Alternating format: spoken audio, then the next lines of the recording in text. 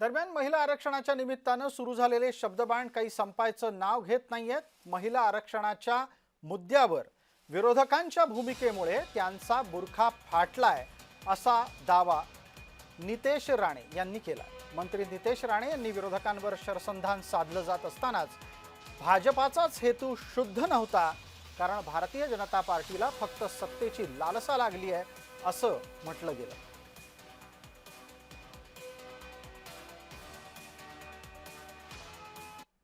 महिला आरक्षणाच्या निमित्ताने विरोधकांचा बुरखा फाटलेला आहे।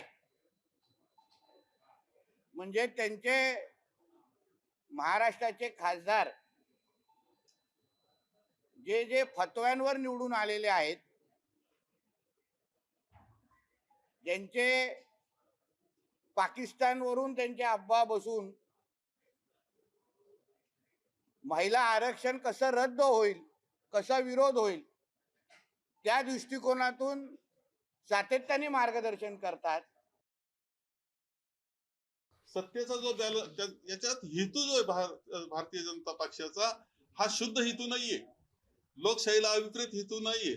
त्यांना फक्त सत्ता कशी आपल्या ताब्यात राहील हा जो प्रयत्न कायम त्यांचा चालला असतो, कायम इलेक्शन मोडवर ते असतात, सत्तेच्या मोडवर असतात, त्याकरता करत असलेला तो प्रयत्न आहे।